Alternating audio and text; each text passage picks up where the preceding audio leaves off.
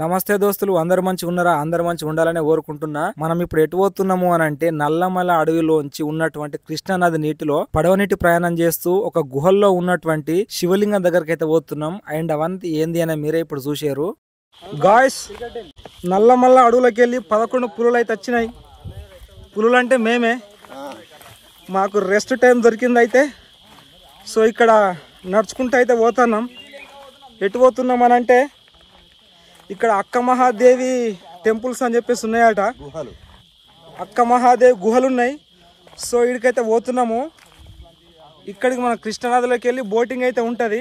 ఈ బోటింగ్ చేసుకుంటూ అయితే ఓడి ఉంటుంది. ఒక 1.5 hour జర్నీ ఉంటుందట.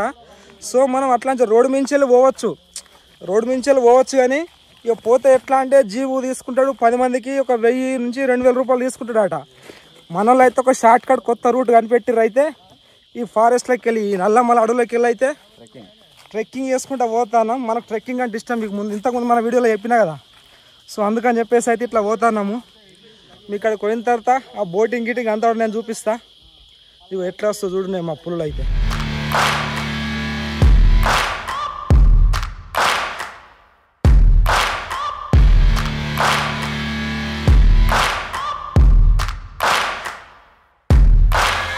గాయ్స్, అసలు ఏమన్నా ఖతర్నాక్, అసలు మస్తు థ్రిల్లింగ్ అనిపిస్తుంది. మా వాళ్ళందరైతే ఫుల్ ఖుషి అవుతారు. ఈ ట్రెక్కింగ్ ఎక్స్పీరియన్స్ మీరందరూ చూస్తారు కదా, వ్యూ అంతా చాలా ఎక్సలెంట్ ఉంది. ఇంకా కిందికి పోదాం, కిందికి మొత్తం చూపిస్తా. Let's go. మీకు నేను ఇంతకు ముందు చెప్పినట్టు మనోళ్ళు అయితే గూగుల్ మ్యాప్స్ లో చూసి షార్ట్ కట్ దారిని అయితే కనిపెట్టినరు. ఎందుకంటే మేము ఉన్న ప్లేస్ నుంచి వెళ్ళి ఈ బోటింగ్ దగ్గరికి రావడానికి జీప్ లో అయితే 1000 నుంచి 2000 తీసుకుంటారు కదా. మనోళ్ళు చిన్నోళ్ళేనా అట్లెట్లేసి చిన్న షార్ట్ కట్ దారి అయితే కనిపెట్టినరు. ఆ దారి పడి మంచి ట్రెక్కింగ్ చేసుకుంటా ఎంజాయ్ చేసుకుంటే వచ్చినాం మేము. అయితే మేము ఇక్కడ ఏం చేసిన వెరకనేనా మీకు, ఇక్కడ బోటింగ్ దగ్గర వీళ్ళు ఫిష్ అయితే పట్టుకుంటుంటారట. ఒక 15-20 ఇండ్లు ఉన్నాయి. చాలా టేస్టీ ఫిష్ పడతారట. మేము ఏం చేసినామంటే గుడికి వచ్చిన తర్వాత మాకు ఫిష్ ఫ్రై ను కర్రీ కావాలని చెప్పేసి మేమైతే 10 కిలోలు చెప్పినాం. 5 కిలో ఫిష్ ఫ్రై, 5 కిలోల కర్రీ విత్ రైస్. వీళ్ళైతే ఖతర్నాక్ చేసి అయితే పెట్టినరు. లాస్ట్ లో మీకు చూపిస్తా టెంపుల్ పోయి వచ్చిన తర్వాత ఎట్లా ఉండి ఎట్లా తిన్నాం అని చెప్పేసి.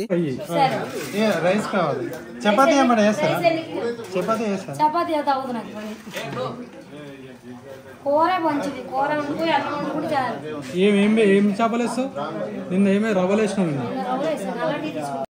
ఇక్కడ వీళ్ళుండే ప్లేస్ అయితే నాకు మస్తు ఖతర్నాక్ అనిపించింది. ఎందుకంటే నల్లమల ఫారెస్ట్ లో పెద్ద పెద్ద గుట్టలు, ఇటు పక్కనేమో కృష్ణానది. ఇక్కడ లాస్ట్ కి ఎడ్జ్కి అయితే ఉన్నారు. నాకైతే చాలా హైలైట్ అనిపించింది అబ్బా. మనం వెళ్లాల్సిన బోట్స్ అయితే ఇవే గాయ్స్. ఖతర్నాక్ కనిపిస్తున్నాయి. కింద మనకు తామర పువ్వు లెక్క కనిపిస్తున్నాయి కదా, అవి కూడా చిన్న చిన్న బోట్స్ అంటారు. ఏమంటారు వీటిలను?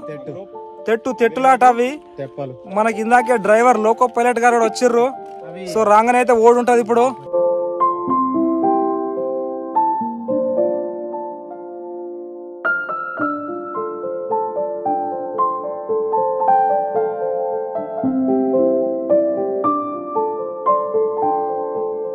ఇప్పుడు మనమైతే కృష్ణా నదిలో పెద్ద పెద్ద కొండలు, నల్లమల ఫారెస్ట్ మధ్యలోకి వెళ్ళి అయితే బోటింగ్ అయితే వేయబోతున్నాము. నేనైతే బోట్ ఎక్కుడుతోనే ఫస్ట్ తీసుకొని లైఫ్ జాకెట్ అయితే వేసుకున్నా. ఇక వేసుకొని మేము 11 మంది క్రికెట్ టీం అయితే ఖతర్నాక్ కూర్చున్నాము ఆరాంసే. ఇక మేము లోపల అయితే కూర్చొని మంచిగా ఫోటోలు, వీడియోలు అయితే తీసుకుంటున్నాము. ఎందుకంటే ఇంత పెద్ద కృష్ణా నదిలో మా పడవ ప్రయాణం అయితే మాకు ఖతర్నాక్ థ్రిల్లింగ్ అనిపిస్తుంది.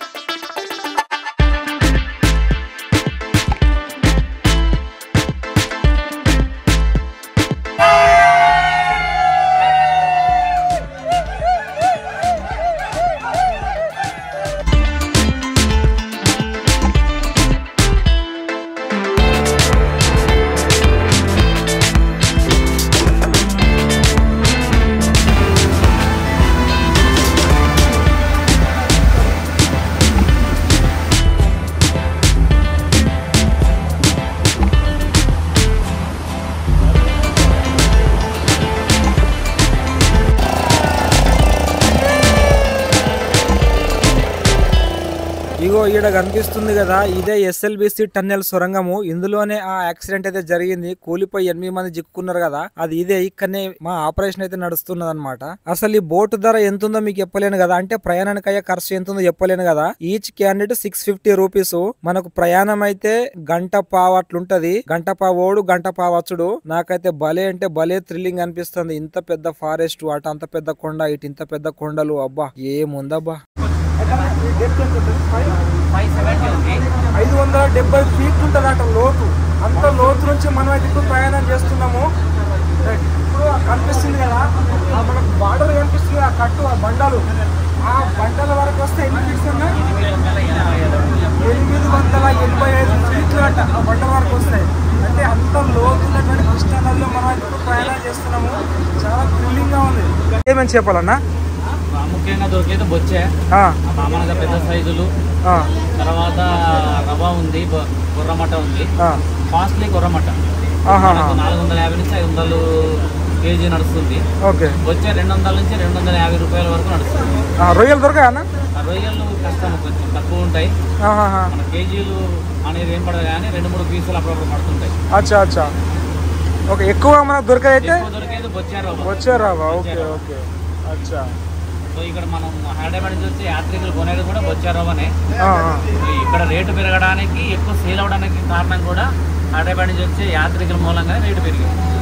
ఒకప్పుడు 10 కిలోల చేప 35 రూపాయలు ఉంటుండే, వాళ్ళు రావడంతో ఈరోజు 250 రూపాయలు అయ్యి. అవునా?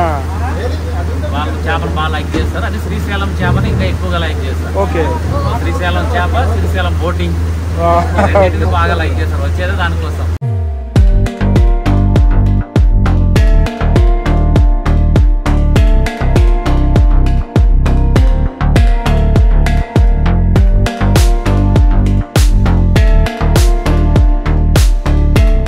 ఈ అక్క మహాదేవి ఏందన్నా?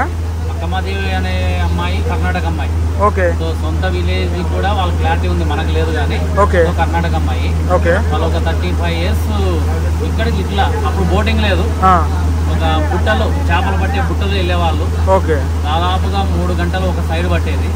అలా వెళ్ళి ఒక 2 days 3 days అక్కడ స్పెండ్ చేసి వచ్చేటప్పుడు ఆ అమ్మాయి మిస్ అయ్యారు. ఓకే. ఆ అమ్మాయి ఎక్కడ ఉందని తిరిగి రిటర్న్ మళ్ళీ వాళ్ళు ఒక 2 days ఎదుగుతున్నప్పుడు వాళ్ళకు తెలిసింది ఏంటంటే, నేను ఇక్కడ దేవతగా వెలిశానని చెప్పి తను చెప్పినట్టుగా మనకు అప్పటి నుంచి ఒక టాకు. సో దాన్ని బట్టి మన తెలుగు వాళ్ళకంటే కర్ణాటక వాళ్ళు అతి ప్రాముఖ్యంగా వాళ్ళు లైక్ చేసి వస్తారు. ఉగాదికి కేవలము వచ్చేది వాళ్ళే, కొండల పైకి ఎక్కి వచ్చేది వాళ్ళ ఆడపిల్ల అనేది నమ్మకం కాబట్టి వాళ్ళు వస్తారు. ఎక్కువ శాతం కర్ణాటక వాళ్ళు వస్తారు. మనం పోయేటప్పుడు ఈ ఒడ్లకైతే చిన్న చిన్న గుడిసెలు అయితే కనిపిస్తే నాకు భలే ఖతర్నాక్ అనిపించింది. అప్పుడప్పుడు మనం హాలీవుడ్ మూవీస్ లో చూస్తాం చూడుర్రి, నాకైతే అట్లా అనిపించింది. ఇక అటు ఇటు చూడంగా మనం అయితే పాయింట్ దగ్గరకి అయితే రానే వచ్చినాము. ఇక్కడ కనిపిస్తున్నాయి కదా ఇవే స్టెప్స్, ఇట్లా నడుచుకుంటూ అయితే లోపలికి వెళ్తే ఆ గుహలు మనకు ఉంటాయి. ఇప్పుడైతే మనము అక్క మహాదేవి గుహల దగ్గరికి అయితే వచ్చినాము. ఇప్పుడే బోట్ దిగినాము.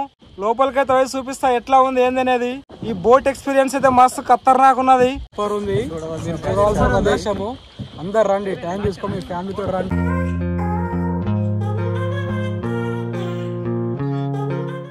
ఇక్కడనే అంటారు, పోయిన కొద్ది ఇంకా బాగానే ఉన్నాయి. దూరం అయితే ఇక పొద్దుగా 4 పూరీలు తిన్నాం, బాగా ఆకలి అవుతుంది. ఇక్కడ ఏం లేవు తినడానికి, తెచ్చుకోవాలి. మనం ఇట్లా కొద్ది దూరం నడుచుకుంటూ పోగానే మనకైతే ఇక్కడ బండతోని మంచి తోరణం అయితే కనిపిస్తది. ఇది చూస్తుంటే నాకైతే భలే అనిపించింది. బండ అయితే మస్తు ఖతర్నాక్ ఉంది. మగధీర సినిమాలో లాస్ట్ ఫైట్ ఉంటుంది చూడండి, ఆ బండలే కనిపించింది దీన్ని చూస్తుంటే. ఈ పెద్ద పెద్ద గుహలు, అబ్బా అసలు చాలా అంటే చాలా ఖతర్నాక్ ఉంది. మస్తు ప్రశాంతంగా ఉంది. ఇక్కడ దేవుడు వెళ్ళడం అంటే చాలా నాకైతే మంచిగా అనిపిస్తుంది.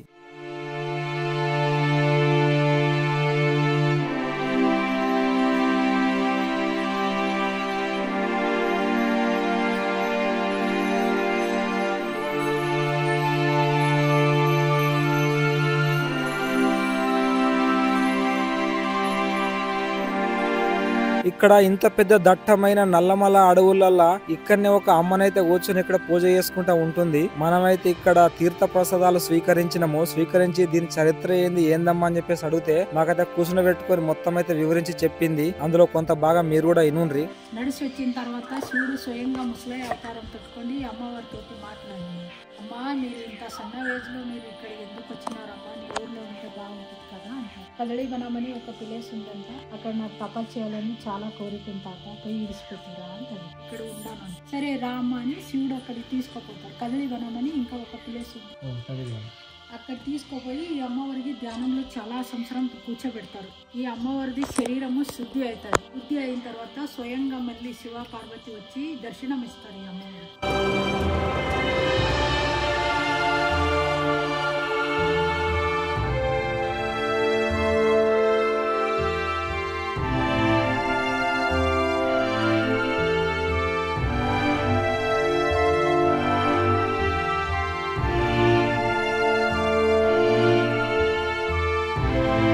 ఇక మనం ఇక్కడ దేవుని దగ్గరికి వెళ్ళి లోపలికైతే నడుచుకుంటా పోతున్నాం. గుహలకి వెళ్ళి మనతో పాటు ఒక బోట్ డ్రైవర్లు ఇద్దరైతే వచ్చారు కదా. ఒక బోట్ డ్రైవర్ ఏమో అక్కనే బోట్ దగ్గర ఉన్నాడు, ఇంకొక డ్రైవర్ అయితే మనని గుహలకి అయితే తీసుకుపోతాన్నట్టు. గబ్బిలాలు అయితే బాగున్నాయి. గుహ లోపల మస్తు చీకటి ఉంటది. మనం సెల్ ఫోన్ టార్చ్ లైట్ అయితే వేసుకొని పోవాల్సి ఉంటది. ఆ బ్యాట్ల యొక్క అంటే గబ్బిలాల యొక్క స్మెల్ కూడా దారుణంగానే ఉంటది. మనం సందులలో అయితే ఒక్కరమే పడతాము, ఒక్కళ్ళం కూడా ఒక సైడ్ మీదనే పోవాల్సి ఉంటది.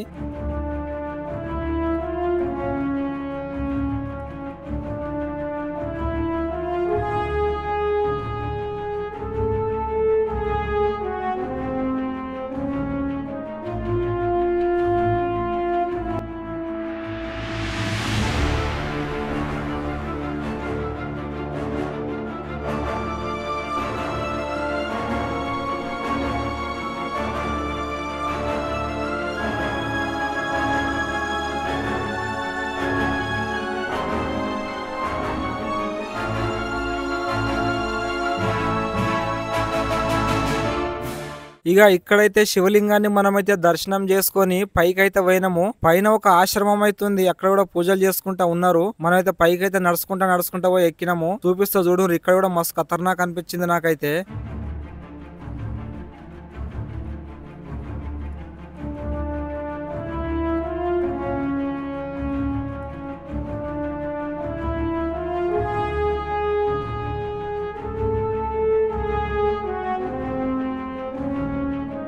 ఇక ఇక్కడ దర్శనం చేసుకొని మస్తు ఆకలి అవుతుంది. మనమైతే రిటర్న్ అయితే పోతున్నాము. పోతుంటే ఇదే అడవిలో గుగ్గిలం చెట్టు అయితే ఒకటి కనిపించింది. గుగ్గిలం అంటే అదే సాంబ్రాణి అన్నట్టు.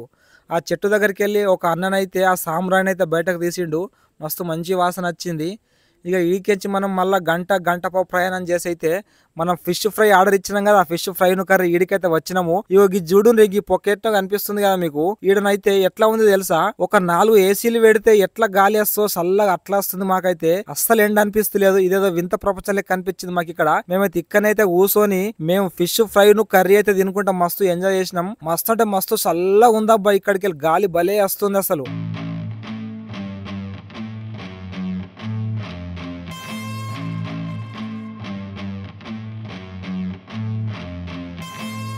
ఇక ఇక్కడ అందరం కూర్చొని మంచిగా థమ్స్అప్ స్ప్రైట్ పెట్టుకొని మంచిగా ఫిష్ ఫ్రై తిని తర్వాత కర్రీ రైస్ అయితే మస్తు తిన్నాము. ఇక తినేసి నాకైతే ఇంటికాడ మా పొట్టి గుర్తుకొచ్చింది. ఇక్కడ ఫిష్ చట్నీ మంచిగా పెడతారట. కిలోకు 500 రూపాయల చొప్పున నేనైతే ఒక కిలో చట్నీ అయితే ఇంటికి తీసుకొని అయితే వచ్చినాయి. ఇక ఈ వీడియో మీకు ఎలా అనిపించిందో లైక్ చేసి కామెంట్ చేసి మన ఛానల్ సబ్స్క్రైబ్ చేసుకోండి. థ్యాంక్ యూ సో మచ్ అండి. Thanks for watching.